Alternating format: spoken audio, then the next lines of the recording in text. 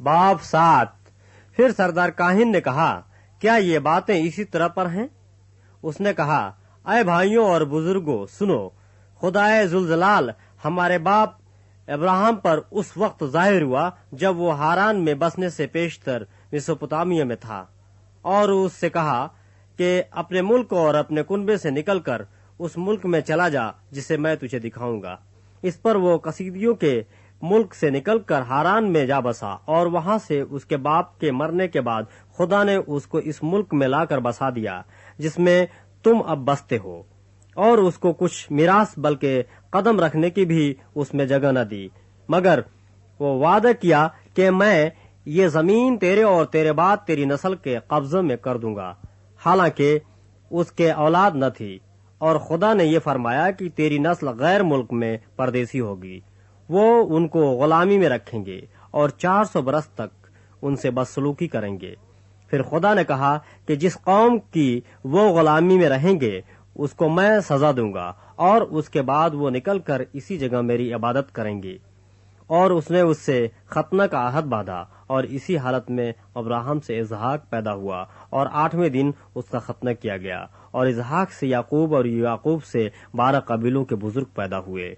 اور بزرگوں نے حسد میں آ کر یوسف کو بیچا کہ مصر میں پہنچ جائے، مگر خدا اس کے ساتھ تھا، اور اس کی سب مصیبتوں سے اس نے اس کو چھڑایا، اور مصر کے بادشاہ فرعون کے نزدیک اس کو مقبولیت اور حکمت بخشی، اور اس نے اسے مصر اور اپنے سارے گھر کا سردار کر دیا۔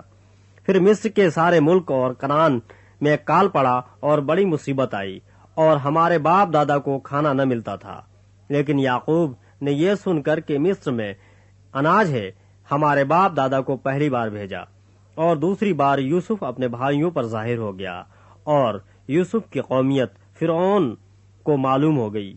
پھر یوسف نے اپنے باپ یعقوب اور سارے کنبے کو جو 75 جانیں تھیں بلا بھیجا، اور یعقوب مصر میں گیا، وہاں وہ اور ہمارے باپ دادا مر گئے، اور وہ شہر سکم میں پہنچائے گئے اور اس مقبرہ میں دفن کیے گئے جس کو ابراہیم نے سکم میں روپیہ دے کر بنی حمور سے مول لیا تھا۔ لیکن جب اس وعدہ کے میعاد پوری ہونے کو تھی جو خدا نے ابراہیم سے فرمایا تھا، تو مصر میں وہ امت بڑھ گئی اور ان کا شمار زیادہ ہوتا گیا، اس وقت تک کہ دوسرا بادشاہ مصر پر حکمراں ہوا جو یوسف کو نہ جانتا تھا۔ اس نے ہمارے قوم سے چالاکی کر کے ہمارے باپ دادا کے ساتھ یہاں تک بدسلوکی کی کہ انہیں اپنے بچے پھینکنے پڑے تاکہ زندہ نہ رہیں۔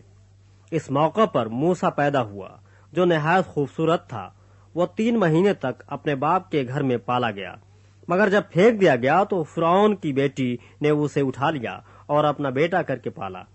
اور موسیٰ نے مصریوں کے تمام علوم کی تعلیم پائی، اور وہ کلام اور کام میں قوت والا تھا، اور جب وہ قریباً 40 برس کا ہوا تو اس کے جی میں آیا کہ میں اپنے بھائیوں بنی اسرائیل کا حال دیکھوں، چنانچہ ان میں سے ایک کو ظلم اٹھاتے دیکھ کر اس کی حمایت کی اور مصری کو مار کر مظلوم کا بدلہ لیا۔ اس نے تو خیال کیا کہ میرے بھائی سمجھ لیں گے کہ خدا میرے ہاتھوں انہیں چھٹکارا دے گا، مگر وہ نہ سمجھے۔ پھر دوسرے دن وہ ان میں سے 2 لڑتے ہوئوں کے پاس آ نکلا اور یہ کہہ کر کہ انہیں صلح کرنے کی ترغیب دی کہ اے جوانوں، تم تو بھائی بھائی ہو، کیوں ایک دوسرے پر ظلم کرتے ہو؟ لیکن جو اپنے پڑوسی پر ظلم کر رہا تھا اس نے یہ کہہ کر اسے ہٹا دیا کہ تجھے کس نے ہم پر حاکم اور قاضی مقرر کیا؟ کیا تو مجھے بھی قتل کرنا چاہتا ہے جس طرح کل اس مصری کو قتل کیا تھا؟ موسیٰ یہ بات سن کر بھاگ گیا اور مدیان کے ملک میں پردیسی رہا کیا، اور وہاں اس کے 2 بیٹے پیدا ہوئے۔ اور جب پورے 40 برس ہو گئے تو کوہ سینا کے بیابان میں جلتی ہوئی جھاڑی کے شعلے میں اس کا ایک فرشتہ دکھائی دیا۔ جب موسیٰ نے اس پر نظر کی تو اس نظارے سے تعجب کیا، اور جب دیکھنے کو نزدیک گیا تو خداوند کی آواز آئی کہ میں تیرے باپ دادا کا خدا یعنی ابراہیم اور اسحاق اور یعقوب کا خدا ہوں۔ تب تو موسیٰ کانپ گیا اور اس کو دیکھنے کی جرات نہ ہوئی۔ خداوند نے اس سے کہا کہ اپنے پاؤں سے جوتی اتار لے، کیونکہ جس جگہ تو کھڑا ہے وہ پاک زمین ہے۔ میں نے واقعی اپنے اس امت کی مصیبت دیکھی جو مصر میں ہے، اور ان کا آہ و نالہ سنا، پس उन्हें छुड़ाने उतरा हूँ। अब आ, मैं तुझे मिस्र में भेजूंगा। जिस मूसा का उन्होंने ये कहकर इनकार किया था कि तुझे किसने हाकिम और काजी मुकर्रर किया, उसी को खुदा ने हाकिम और छुड़ाने वाला ठहराकर उस फरिश्ता के जरिए से भेजा जो उसे झाड़ी में नजर आया था। यही शख्स उन्हें निकाल लाया और मिस्र और बहर कुलजुम और बयाबान में 40 बरस तक अजीब काम और निशान दिखाए।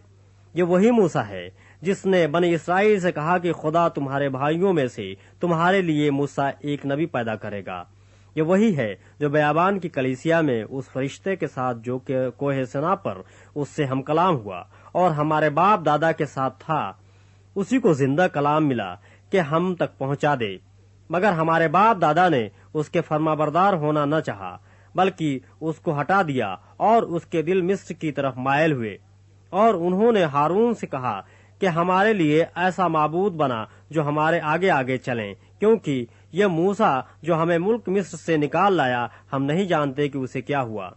और उन दिनों में उन्होंने एक बछड़ा बनाया और उस बुत को कुर्बानी चढ़ाई और अपने हाथों के कामों की खुशी मनाई। बस खुदा ने मुंह मोड़कर उन्हें छोड़ दिया कि आसमानी फौज को पूजें। चुनांच नबियों की किताब में लिखा है कि ऐ इस्राएल के घराने, क्या तुमने बयाबान में 40 बरस मुझको ज़बीहे और कुर्बानियां गुजरानी, बल्कि तुम मोलिक के खैमा और रिफान देवता के तारे को लिए फिरते थे, यानी उन सूरतों को जिन्हें तुमने सिजदा करने के लिए बनाया था। बस मैं तुम्हें बाबिल के परे ले जाकर बसाऊंगा। शहादत का खैमा बयाबान में हमारे बाप दादा के पास था, जैसा कि मूसा से कलाम करने वाले ने हुक्म दिया था कि जो नमूना तूने देखा है उसी के मुआफिक से बना। उसी खैमा को हमारे बाप दादा अगले बुजुर्गों से हासिल करके यीशु के साथ लाए, जिस वक्त उन कौमों की मिल्कियत पर कब्जा किया जिनको खुदा ने हमारे बाप दादा के सामने निकाल दिया, और वो दाऊद के ज़माना तक रहा। उस पर खुदा की तरफ से फजल हुआ और उसने दरख्वास्त की कि मैं याकूब के खुदा के वास्ते मस्कन तैयार करूं।